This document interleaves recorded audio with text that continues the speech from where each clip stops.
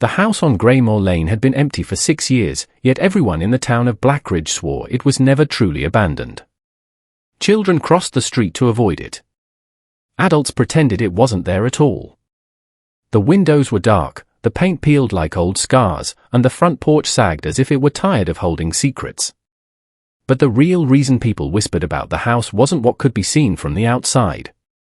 It was what lay beneath it. The basement. Detective Ethan Cross hadn't planned on coming back to Blackridge. He left the town the night his sister vanished, carrying nothing but guilt and unanswered questions. But 6 years later, the call dragged him back like a hook in the gut.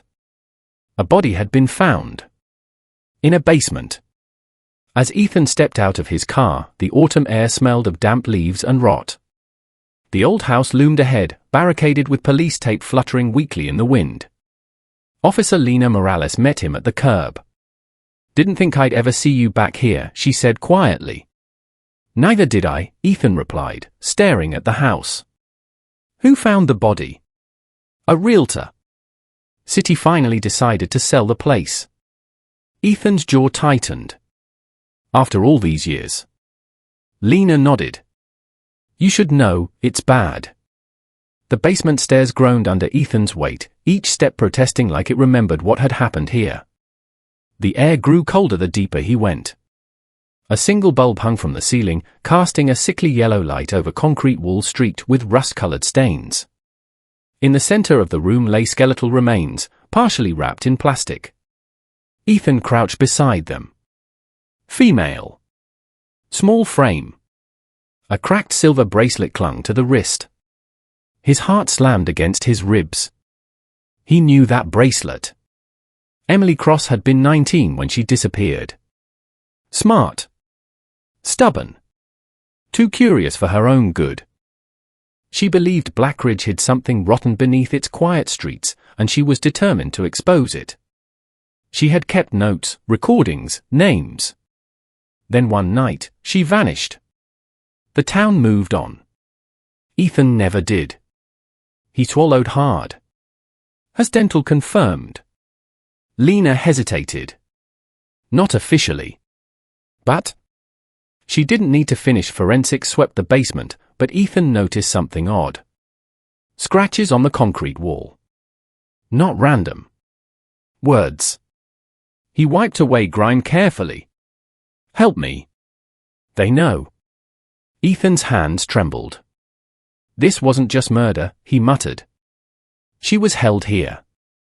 Lena frowned. "Held by who?" Ethan stood slowly. That's what Emily was trying to find out. Back at the station, Ethan requested Emily's old case file. It was thinner than he remembered. Too thin. "Where are the witness statements?" he demanded. The chief, Harold Boone, avoided his eyes. "Records get misplaced." Ethan slammed the file shut. 6 years' worth of evidence doesn't just disappear. Boone's voice hardened. "You're too close to this, Cross." Ethan leaned in. "And you're hiding something." Emily's laptop, recovered from her old apartment, still worked. Ethan spent the night combing through encrypted folders. What he found chilled him. A list of names. Town officials. Business owners. A judge. And one recurring phrase. Basement sites. Emily believed the house on Greymore Lane wasn't the only one. Blackridge had multiple basements used for illegal detentions, interrogations, and executions, all connected to a decades-old criminal syndicate protecting its power.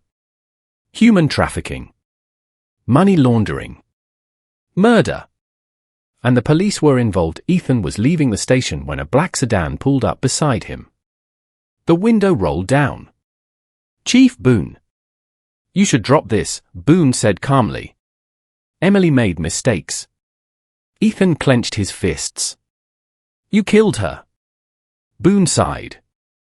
"She went places she didn't belong." The car drove away. The message was clear. Stop digging, or join her. 2 days later, another body surfaced. Another basement. Another house. This victim had been dead less than 48 hours. The killer was still active. Ethan stared at the similarities. "They're cleaning up," Lena whispered, then Emily wasn't the last. "No," Ethan said. "She was just the first to be caught." Ethan secretly contacted a journalist from the city, Rachel Moore. He gave her Emily's files. "If anything happens to me," he said, "publish everything." Rachel nodded. "You're poking a nest of vipers." Ethan smirked grimly. "Good." Returning to Greymore Lane at night, Ethan noticed something missed before. A false wall. Behind it, a narrow corridor led to a locked steel door. Inside, chains, restraints, soundproof padding. A camera mount. This wasn't just a basement. It was a prison. A phone rang behind him. Ethan turned. Chief Boone stood in the doorway, gun raised. "You never could let things go," Boone said. Ethan's voice was steady. "How many, Harold?" Boone hesitated. "Too many." A second gun clicked. Lena Morales stepped out of the shadows. Boone froze. "You?" Lena's eyes burned. "My sister disappeared here too." Cornered, Boone broke.